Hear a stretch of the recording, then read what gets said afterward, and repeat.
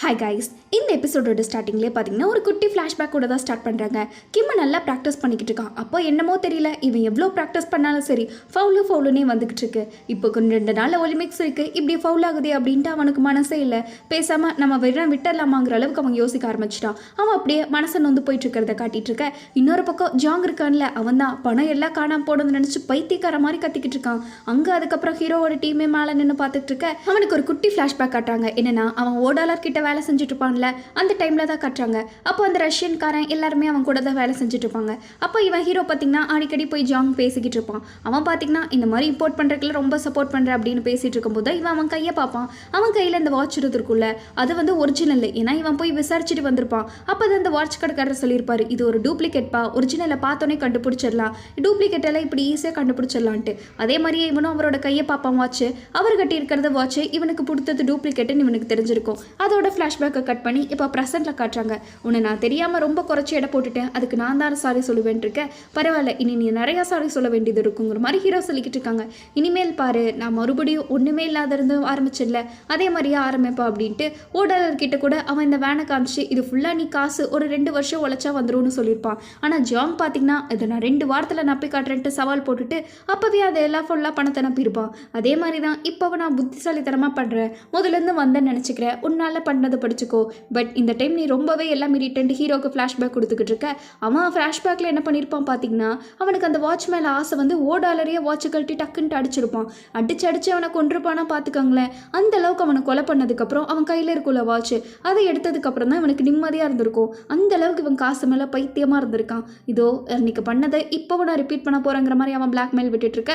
அவனோட பணத்தை எல்லாம் கண்டுபிடிச்சவங்களே அது எல்லாத்தையுமே எடுத்து டிபார்ட்மெண்ட் ஃபுல்லாக ஆராய்ச்சிட்டு இருக்காங்க. போலீஸ் டிபார்ட்மெண்ட் பார்த்தீங்கன்னா ஒரே கலவரமாக, ஒரே ஃபோட்டோகிராஃபர் அது இதுன்னு இருக்க. கமிஷனருக்கு ஃபோன் மேலே கால் வந்துக்கிட்டு இருக்கு. தயவு செஞ்சு எதையுமே எடுக்காத, அப்படியே அவாய்ட் பண்ணிட்டு கமிஷனர் தப்பிச்சுக்கிட்டு இருக்காங்க. அப்போ கரெக்டாக சீஃபுக்கு வேற கால் வந்துடுது. இந்த மாதிரி உன்னை கமிஷனர் மீட் பண்ணுறோன்னு சொல்கிறாங்கன்னு இருக்க.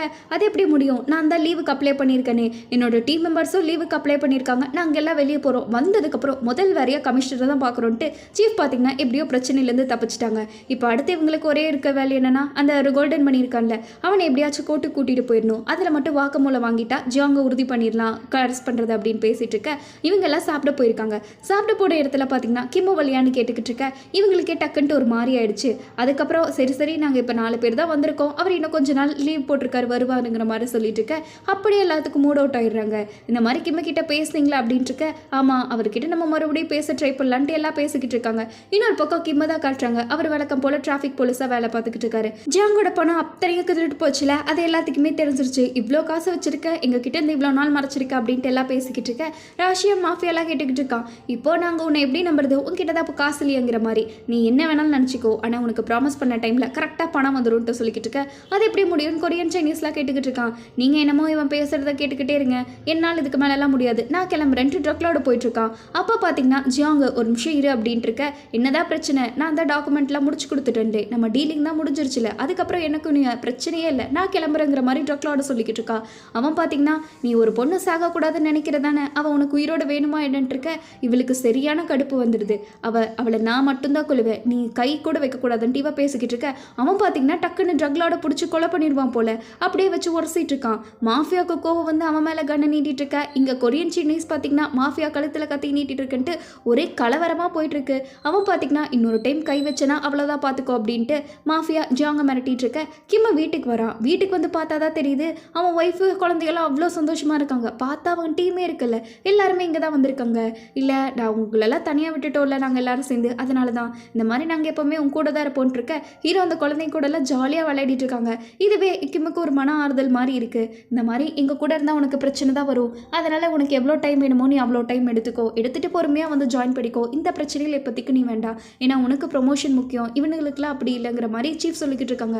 அப்புறம் தான் கிம் ஒரு விஷயத்த சொல்கிறான். அவன் ஏதோ பக்கத்து ஊருக்கு ட்ரான்ஸ்ஃபர் ஆக போகிறேன் அப்படின்ட்டு, ஏன்னா அவனுக்கு கொஞ்சம் ஹை சேலரி அங்கே கிடைக்குமாமா. சீஃபுக்கு இதை நினச்சி கஷ்டமாக இருக்குது, என்னடா இப்படி விட்டுட்டு போகிறான்னு சொல்கிறேன் அப்படின்ட்டு அவர் அழுதுகிட்டே போயிட்டுருக்க. ஹீரோ பார்த்தீங்கன்னா சரி நானும் கிளம்புறேன், நீயும் பார்த்துக்கோங்கிற மாதிரி சொல்லிட்டு இருக்காங்க. கிம் என்னை மன்னிச்சிரு, சாரி அப்படின்ட்டு, அன்னைக்கு நீ என் கூட இருந்ததுக்கு ரொம்ப தேங்க்ஸ்ன்னு சொல்கிறாங்க. ஏன்னா அவன் ஃபவுலுன்னு சொல்லி மனசையே விட்டுட்டு உட்காந்துருப்பான்ல, அப்போ யாருமே அவன் கூட இருந்திருக்க மாட்டாங்க. ஹீரோ ஜஸ்ட் அவன் கூட சும்மா தான் இருந்திருப்பாங்க. அதுக்கப்புறம் தான் அவனுக்கு கொஞ்சம் நம்பிக்கை வந்து, இல்லை நம்மளாலே முடியும், ஒருத்தவங்களாக்காச்சும் நம்மளுக்கு இருக்காங்களேன்ட்டு அவன் கோல்டு மெடல்லாம் வின் பண்ணியிருப்பான். அதே மாதிரி ஹீரோ இப்போவும் நான் இருக்கேன் இருக்கேன், எந்த கவலைப்படாத, உனக்கு எப்போவுமே நான் இருப்பேங்கிற மாதிரி அவனுக்கு ஒரு ட்ரூ ஃப்ரெண்டுன்ட்டு சொல்லிட்டு போயிட்டுருக்கேன். 3 பேர் நடந்து வந்துக்கிட்டு இருக்காங்க. ஹீரோயின் பார்த்தீங்கன்னா ஹியோன் கிட்ட நான் கொஞ்சம் பேசணும், அதனால நீ முன்னாடி போட்டு ஹீரோ கிட்ட சொல்லிக்கிட்டு இருக்கா. ஹீரோக்கு ஒன்றும் புரியல. சரி என்ன பேச போறீங்க அப்படின்ட்டு இருக்க. ஹீரோயின் பார்த்தீங்கன்னா இப்போ நான் சொல்கிறேன்ட்டு சொல்லிட்டு இருக்க. சரி நான் போகிறேன், பட் சீக்கிரமாக வந்துட்டு ஹியோன் கிட்ட போய் பேசுகிறா. உங்ககிட்ட நான் முன்னாடியே சொல்லியிருக்கணும்னு நினச்சேன், ஆனால் சாரி நான் இப்போ சொல்லணுன்ட்டு வரேன்ட்டு இருக்க. இல்லை நான் டயர்டாக இருக்கேன், அதுக்கப்புறமா நம்ம பேசலாமான்ட்டு ஹியோன் பார்த்தீங்கன்னா வேணும்னே அவாய்ட் பண்ணிட்டு போயிட்டு இருக்கான். இன்னொரு பக்கம் கமிஷனருக்கு கால் மேலே கால், மேயருக்கு கால் மேலே கால்னு வந்துக்கிட்டு இருக்க. அங்கே போனாதான் தெரியுது ஜியாங் இருக்கான்ல, போட்டு எல்லாத்தையும் வேலைன்னு எடுத்துக்கிட்டு இருக்கான். கமிஷனர் எல்லாம் பார்த்தோன்னே நல்லா டெரரா சரண்டு அடைஞ்சிட்டாரு. என்னடா இது, இவன் கவர்மெண்ட் சர்வெண்ட் தானே இப்படி பண்ணிக்கிட்டு இருக்கான்ட்டு அவர் ஒரு குழப்பத்தில் பார்த்துக்கிட்டு இருக்க. அவன் பார்த்தீங்கன்னா இப்போ நான் உங்ககிட்ட என்ன சொல்லியிருக்கேன், என் பணத்தை எனக்கு கொண்டு வர முடியுமா முடியாதா, கை நீட்டி காசு வாங்குறீங்களே முடியுமா முடியாதான்ட்டு எல்லாத்தையும் நொங்கு எடுத்துட்டு இருக்கான். அங்கே கமிஷனரே பார்த்தீங்கன்னா ஒரு நிமிஷம் ஆடி போயிட்டாரு. என்ன புதுசாக வந்திருக்கீங்க, வாங்க கெஸ்ட், உங்களுக்காக தான் வெயிட் பண்ணிட்டு இருந்தேன். கமிஷனருக்கு வழக்கம் போல இவனே தண்ணியெல்லாம் வைக்க ஆரம்பிச்சிட்டான். அவர் பயத்தில் நடுங்கிட்டு இருக்க. இன்னொரு பக்கம் ஹீரோ பார்த்தீங்கன்னா வந்து ப்ராக்டிஸ் பண்ணலான்னு பண்ணிக்கிட்டு இருக்கான். பட் அவனால் கொஞ்சம் கூட கான்சென்ட்ரேட்டே பண்ண முடியல. காதில் ஏதோ கொய்யன்னு ஒரு சவுண்டு கேட்டுக்கிட்டு இருக்கு. அவன் முழிக்க கூட முடியல. அவனுக்கு அவ்வளோ கஷ்டமாக இருக்குது. ஹீரோக்கு இதுலேயே தெரியுது அவனுக்கு எவ்வளோ சீரியஸாக சஃபர் ஆகிட்டு இருக்கான்ட்டு. கிம்மோட ஆஃபீஸை தான் காட்டுறாங்க. அங்கே பார்த்தீங்கன்னா அவன் கிளம்புறான்ல, அதனால அவன் சீனியர்ஸ் எல்லாம் சரி ஊரை விட்டு ஊர் போகிறான், நல்லா பார்த்துட்டு நல்லா சாப்பிடு டைமுக்கு அப்படின்னு பேசிட்டு இருக்க. அப்போ தான் கிம்முக்கு பார்த்தீங்கன்னா ஏதோ ஒரு மெசேஜ் வருது. என்ன மெசேஜ்னா, இந்த மாதிரி அவனோட லோன் இருக்குல்ல அது கேன்சல் ஆயிடுச்சு அப்படின்ட்டு. இதை பார்த்த உடனே அவனுக்கு ஒரு ஷாக்கு, என்னடா இது அப்படின்ட்டு. இங்கே அந்த அடகு கடைக்காரர் இருக்காரு பார்த்தீங்களா, அவர் என்னென்னலாம் யூஸ் பண்ணியிருக்காங்களோ அது எல்லாத்துக்கும் டாப் டு பாட்டம் பில்லை போட்டு, நீ 4 நூடுல்ஸ் சாப்பிட்ருக்க, 2 பாட்டில் தண்ணி குடிச்சிருக்க, எல்லாத்துக்கும் எப்போ பே பண்ண போறேன்ட்டு இருக்க. சீஃப் என்கிட்ட காசு இல்லைன்ட்டு இருக்காங்க. தோ அவனுக்கு திங்கிறானுங்க பாரு, அது உன்ன கணக்கில் ஏற்றலை, இப்போ நீ பே பண்ணி ஆகணும், அப்போ தான் இருக்க முடியும்னு சொல்ல பில்லெல்லாம் கேட்ட சீஃபுக்கே தலை சுற்றுது. என்கிட்ட சத்தியமாக காசு இல்லைன்னு புலம்பிட்டு இருக்காரு. ஹீரோ பார்த்தீங்கன்னா மெதுவாக நடந்து வந்துகிட்டு இருக்கான். ஹீரோயின் இவன் நடக்கிறதே சரியில்லையேன்னு வந்துட்டு என்ன ஓகேவா தானே இருக்கு அப்படின்ட்டு இருக்க. ஹீரோ பார்த்தீங்கன்னா எனக்கு என்ன பிரச்சனை, நான் நல்லா தான் இருக்கேன்ட்டு அவனை கையெல்லாம் நடங்குது. இருந்தாலும் ஹீரோயின்ட்ட தெரியாமல் மறைச்சிக்கிட்டு இருக்கான். என்ன இன்னைக்கு சீக்கிரமாக வந்துட்டு போல, வா சரி சீக்கிரமாக உள்ளே போகலான் இருக்க. ஹீரோயின் நிஜமாலுமே டாக்டர் ஓகேவா தான் சொன்னாரா, நீ உண்மையை தானே சொல்லிட்டு இருக்க அப்படின்னு கேட்டுக்கிட்டு இருக்க. ஹீரோவும் ஆமான் இருக்கான். அதுக்கப்புறம் தான் அவன் சட்டையை பார்க்குறான், கரை இருக்கு, அது வேற எந்த கரையும் இல்லை, ரத்த கரை தான். நம்ம ஹீரோயினுக்கு ரொம்பவே டவுட் ஆகுது. என்கிட்ட இப்போ மட்டும் எதனா மறைச்சுன்னு வச்சுக்கோ, அவ்வளோதான் பார்த்துக்கோ அப்படின்ட்டு இருக்க. ஹீரோ உங்ககிட்ட நான் என்ன மறைக்க போகிறேன், அதெல்லாம் ஒரு பிரச்சனை இல்லை, நான் நல்லா தான் இருக்கேன்ட்டு இருக்காங்க. சரி சீக்கிரவா அப்படின்ட்டு ஹீரோ உள்ளே போயிட்டு இருக்க. ஹீரோயினுக்கு லைட்டாக டவுட்டாக தான் வருது. பட் உள்ளே போய் பார்த்தா தான் தெரியுது நம்ம சீஃப் இருக்காங்களே அவங்க இவங்களுக்காக ஒரு மினி ஆஃபீஸே ரெடி பண்ணியிருக்காங்கன்ட்டு. ஹீரோயின் பார்த்தீங்கன்னா இன்னும் சூப்பராக செட்டப் போட்டிங்க அப்படின்ட்டு இருக்க. ஆமாம் இன்னும் கொஞ்ச நாள் நம்ம எப்படியாச்சும் இங்கே தான் கேஸ் எல்லாம் பார்க்கணுன்ட்டு இருக்க. கிம்மோ சப்போர்ட்டுக்கு வந்திருக்கான். அவன் தான் ட்ரான்ஸ்ஃபர் ஆகி போகிறான்ல, அதனால என்னால் முடிஞ்ச அளவுக்கு உங்களுக்கு ஹெல்ப் பண்ணிட்டு போகிறேன்ட்டு எல்லாம் பரபரப்பாக வேலையை பார்த்துட்டு இருக்க. அப்போ தான் கரெக்டாக ஹியோனும் கால் பண்ணுறாங்க. அங்கே போய் பார்த்தா தான் தெரியுது ஏதோ ஒரு சின்ன பொண்ணு இறந்துட்டா அப்படின்ட்டு. என்னடா விஷயம்ட்டு போய் பார்த்தா அந்த பொண்ணு இறந்துருப்பா பார்த்தீங்களா, அங்கே வேறு எதுவுமே இல்லை, ட்ரக்லாடோட மருத்துவர்னு இருக்குமே அந்த கேண்டி தான் அங்கே கிடச்சிருக்கு. இந்த கேண்டி சாப்பிட்டு தான் இந்த பொண்ணு இறந்துருக்கான்னு தெரிஞ்சோன்னே இவங்களுக்கு ஒரே இதாகிடுச்சு. குழந்தைகிட்ட கொடுக்குற அளவுக்கு இப்படி ஆயிடுச்சுன்ட்டு ட்ரக்லாடு இதெல்லாம் பார்த்த உடனே சீஃப் இதை நம்ம சீக்கிரமாக நிறுத்தணும், இல்லைனா கொரியா ஃபுல்லாக பரவிடுன்ட்டு பதறிக்கிட்டு இருக்க. நம்ம ஹீரோ சும்மா யதார்த்தமாக சுற்றி பார்த்துக்கிட்டு இருக்காங்க. அப்போ ட்ரக்லாடு போகிறது ஹீரோ கரெக்டாக பார்த்துருவாங்க. அவள் போயிட்டு இருக்க. திடீர்னு அவளுக்கு ஏதோ ஒரு மாறி ஆயிடுது. ஹீரோ நில்லுன்ட்டு அவள் பின்னாடியே வந்துக்கிட்டு இருக்கா. அவள் பார்த்தீங்கன்னா விட்ட கண்ணெல்லாம் ஒரு மாறி ஆயிடுது, மயக்கம் போட்டுருவா போல. ஹீரோ கரெக்டாக பிடிக்கிறாங்க. பிடிக்கும்போது அவள் கொஞ்சம் கூட கான்ஷியஸ்லேயே இல்லை. என்ன நான் இந்த டைம் ஓவராக பண்ணிட்டேன் தானே அப்படின்ட்டு இருக்க. அவள் அதை மெடிசன் எடுன்னு கத்திக்கிட்டு இருக்கா. ஹீரோ நடிக்காத, நீ எப்போவுமே இப்படி தானே பண்ணுவேன்ட்டு இருக்க. அவள் பண்ணுறதெல்லாம் பார்த்தா நிஜமாலுமே சீரியஸாக இருக்கான்னு தெரிஞ்சுக்கிறாரு. டக்குன்ட்டு அதே மாதிரி அவளுக்கும் மெடிசன் எடுத்து கொடுத்துக்கிட்டு இருக்காங்க. இந்த மாதிரி எங்கே இருக்குன்னு சொல்ல சிரிஞ்சிட்டு இருக்க. அவள் ஏதோ சிரிஞ்சு உள்ளே வச்சிருப்பா போல. ஹீரோ தான் பார்த்தீங்கன்னா அதை எடுத்து ஊசி அவளுக்கு போட்டு விடுறாங்க. போட்டு விட்டதுக்கப்புறம் அவள் இந்த மாதிரி நான் பண்ணதுக்கு சாரி அப்படின்ட்டு இருக்க.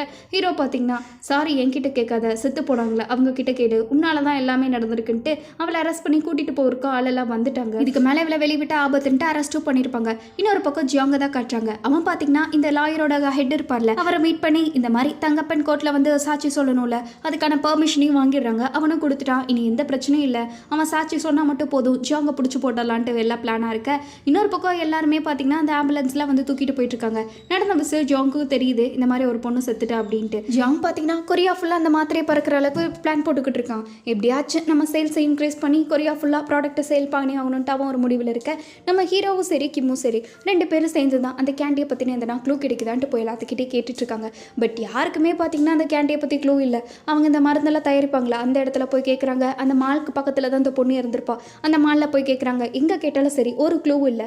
அப்போ கரெக்டாக கிம்முக்கு பேங்க்லேருந்து ஏதோ ஒரு மெசேஜ் வருது. அவன் பார்த்தீங்கன்னா எனக்கு ஒரு சின்ன வேலை இருக்குது, ஒரு 1/2 மணி நேரத்தில் போயிட்டு வந்துடுறேன், அது வரைக்கும் நீ கேட்டுட்டு அப்படின்னு இருக்க. ஒரு பிரச்சனை இல்லை, நான் பார்த்துக்கிறேன்ட்டு ஹீரோவை பார்த்தீங்கன்னா கிம்மை அமுச்சு விட்டுறான்.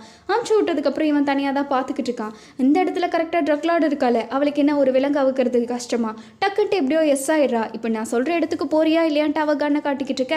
அங்கே கிம்ம போய் பார்க்குறான். அவனுக்கு லோன் இந்த மாதிரி கேன்சல் ஆயிடுச்சு, நீங்கள் அந்த டாக்குமெண்ட்டை சப்மிட் பண்ணலை அப்படின்ட்டு இருக்காங்க. அவன் அந்த டாக்குமெண்ட்டை எப்படியாச்சும் சப்மிட் பண்ணி லோனை வாங்கணுன்ட்டு எவ்வளவோ முயற்சி பண்ணிக்கிட்டு இருக்க. இது எல்லாமே ஜாங்கோட வேலை தான்ட்டு அவனுக்கு தெரிஞ்சிருது. இன்னொரு பக்கம் ட்ரக் லார்டு பார்த்தீங்கன்னா அந்த பொண்ணு செத்துருப்பால, அவள் ஃபோட்டோ காமிச்சு என்ன பண்ணி வச்சிருக்க, நான் அக்ரிமெண்ட்டில் ஆல்ரெடி சொல்லியிருக்கேன்ல, கொரியாவில் அந்த மாத்திரையை விற்கக்கூடாது, அதுவும் குழந்தைகளும் சரி லேடிஸும் சரி அவங்களுக்கு வாய்ப்பே இல்லை, அந்த மாத்திரை போகவே கூடாதுன்ட்டு. இப்போ எதுக்கு இதை மீறினன்ட்டு இவ கூட ரொம்ப நல்லவதா போல ஜாங்கிட்ட பேசிக்கிட்டு இருக்க. அவன் பார்த்தீங்கன்னா ரொம்ப அசால்ட்டாக சொல்லிக்கிட்டு இருக்கான். ஆமாம் இப்போ நடந்துருச்சு என்னன்ட்டு எல்லாம் சொல்லிக்கிட்டு இருக்காங்க. செத்தவளுக்காகவா இப்படிலாம் நீ பேசிக்கிட்டு இருக்கேன்ட்டு இவ பேசிக்கிட்டு இருக்க. உன்னை அப்படியே ஷூட் பண்ணிடுவா பார்த்துக்கன்னு ட்ரக் லார்டு பேசிக்கிட்டு இருக்க. இன்னையோட சரி என்னோட எந்த தடயத்தையும் நான் விட போகிறது இல்லைன்ட்டு ஜாங் கிளம்பிட்டான். இன்னொரு பக்கம் ஹீரோ இருக்கார்ல, அவர் தனியாக தானே தேடிக்கிட்டு இருக்காரு. அப்போ அவருக்கு அதே மாதிரியே காதல சவுண்டு வந்துக்கிட்டு இருக்கு. அவருக்கு கான்ஷியஸே இல்லை. பத்தாவதுக்கு 4 ஆளுங்க வரை நம்ம ஹீரோவை சுற்று போட்டுட்டானுங்க. ஹீரோனால முடிஞ்ச நல்லா 10 பேர் கூட அடிப்பாங்க. பட் இப்போதைக்கு அவரால் சுத்தவே முடியல, அடிதான் வாங்கிட்டு இருக்காரு. அப்போவும் ஹீரோ பார்த்தீங்கன்னா எவ்வளவோ ட்ரை பண்ணுறாரு. பட் அவரால் சுத்தவே முடியல. அவர் அப்படியே கண்ணு கூட தெரியாத மாதிரி ஆக்ஷன் பண்ணிட்டு இருக்க. எல்லாம் பிடிச்சி தான் சாகணும் சும்மா வெளுத்து கட்டிக்கிட்டு இருக்கானுங்க. ஹீரோக்கு பார்த்தீங்கன்னா ஒரு கட்டத்துக்கு மேலே கண்ணு கூட தெரியல, மாறி மாறி அடிச்சுக்கிட்டு இருக்காங்க. கைக்கு கிடக்கிறவனையெல்லாம் அப்பவும் அடிச்சுட்டு இருக்க. அந்த இடத்துக்கு கரெக்டாக கோச் இருக்கான்ல, அவன் வந்துட்டான். அவன் வந்து இதான் சாக்குன்ட்டு ஹீரோவை போட்டு அடிப்பான் பாருங்க. ஹீரோ அவனுக்கு அப்படியே லைட்டாக பஞ்சு கொடுத்துக்கிட்டு இருக்காங்க. அவன் கோச் ஆச்சே, டக்கு டக்குன்ட்டு அடிச்சு ஹீரோவை நாக் அவுட் பண்ணிடுறான். தோ எனக்கு இதை 2018 பார்த்த மாதிரி இருக்குன்ட்டு அவன் பேசிக்கிட்டு இருக்க. அப்போ நான் மெடலில் தாண்டா ஜெயிச்சேன், உன்ன மாதிரி அசிங்கமான வேலை பண்ணலன்ட்டு ஹீரோ அப்போ கூட பார்த்தீங்கன்னா அவனுக்கு கொஞ்சம் கூட டஃப் கொடுக்காம பேசிட்டு அடி அடி நடிச்சுக்கிட்டு இருக்காங்க. ஜாங் இதுதான் சாக்குன்ட்டு சும்மா போட்டு ஹீரோவை அடுத்து அவன் குத்துன்னு குத்திட்டு இருக்க. ஹீரோவால் சுத்தமாக முடியல. வேண்டாம் சொன்னா கேளுன்ட்டு ஹீரோ அப்படியே மயக்கம் போட்டு விழுந்திருக்க. ரத்த வெள்ளத்தில் ஹீரோ மிதந்துட்டு இருக்காங்க. கிம்ம பார்த்தீங்கன்னா போன வேலை எப்படியோ முடிஞ்சுன்னு வந்து பார்க்குறான். ஹீரோவோட ஃபோன் தரையில் கிடக்கு. இவன் பயந்துட்டு உள்ள ஃபுல்லி தேடி பார்க்குறான் பாருங்க. அப்போ தான் ஹீரோவுக்கான ஃபுல்லாக பிளட்டு மட்டும்தான் இருக்குது. இவங்கெல்லாம் பயந்துட்டு வர சீஃப் ஹீரோயின்ட்டு எல்லாரும் வந்து தேடிக்கிட்டு இருக்காங்க. ஹீரோ வேற காணோம். என்னடா பண்ணுறதுட்டு இவங்கெல்லாம் மாறி மாறி தேடிக்கிட்டு இருக்க. அங்கே கிம் உட்காந்து அழுதுகிட்டு இருக்கான். கரெக்டாக ஸ்ட்ரீம் பண்ணுன்னு சொல்லிட்டு இவ வேற ஹீரோயின் கால் பண்ணியிருக்கா அரிசி மூட்டுன்ட்டு. நம்ம ஹீரோ இன்னொரு பக்கம் ஏதோ பைக் கிடத்திட்டு இருக்க. வேற யாருமே இல்லை, ஜாங் இருக்கான்ல அவன் தான் கூட்டிகிட்டு போயிருக்கான். இந்த மாதிரி உன் மூஞ்சியை பார்க்கும்போது நிம்மதியாக இருக்குன்ட்டு ஹீரோ பார்த்து பேசிகிட்டு இருக்க. ஹீரோவை பார்க்குறாரு. பார்த்தா அவன் எப்போவுமே ஒரு டிராக்டருக்குள்ளே வைப்பான்ல, அதே மாதிரியே இவரையும் ஒரு இதுக்குள்ளே வச்சிருக்கான். நீ என்ன வேணாலும் பண்ணிக்கோ, என்னால் உன்னை ஒன்றுமே பண்ண முடியாதுன்னு ஹீரோ சொல்லிக்கிட்டு இருக்க. அதையும் பார்க்கலாம், இதோ இன்னையோட தெரிஞ்சிடும் யார் என்ன பண்ண போகிறான்ட்டு. அவன் பார்த்தீங்கன்னா ரொம்ப திமிராக பேசிக்கிட்டு இருக்கான். அவன் ஏதோ ஒரு ஊசியாட்டை எடுக்கிறான். பட் இந்த ட்ரக்கே பார்த்தீங்கன்னா சரியான டேஞ்சர் போல். ஒரு 2 மணி நேரத்தில் உயிர் கண்டிப்பாக போயிடும். ஒரு 20 நிமிஷம் இருந்தால் உன்னோட பாடி எல்லாம் பார்த்து செயலிழந்துருன்ட்டு அவன் ட்ரக்கை அள்ளி விட்டுட்டு இருக்கான். இதை ட்ரக் லார்டே பார்த்துட்டு ஒரு நிமிஷம் ஆச்சரியப்படுறா. ஏன்னா அந்த ட்ரக்கு பார்த்தீங்கன்னா கொஞ்சம் நேரத்தில் ஓவர் டோஸ் ஆகிடுச்சுன்னா மேட்ரே முடிஞ்சிரும்ட்டு அவள் பேசிகிட்டு இருக்க. முடியட்டுங்கிற மாதிரி ஜாங் சொல்லிட்டு இருக்கன்ட்டு அதோடு இந்த எபிசோட் முடிக்கிறாங்க. நெக்ஸ்ட் எபிசோடில் தான் கைஸ் செம்மையான ட்விஸ்டெல்லாம் இருக்கும். அதை பார்க்கணுன்னா மறக்காமல் சப்ஸ்கிரைப் பண்ணிக்கோங்க. வீடியோ பிடிச்சிருக்கா இல்லையான்னு கமெண்ட் பண்ணிட்டு போங்க. பிடிச்சிருந்தா லைக் ஷேர் எல்லாம் பண்ணிவிடுங்க. அடுத்த சூப்பர் எபிசோடில் பார்ப்போம். அது வரைக்கும் பை ஸ்வீட்டீஸ்.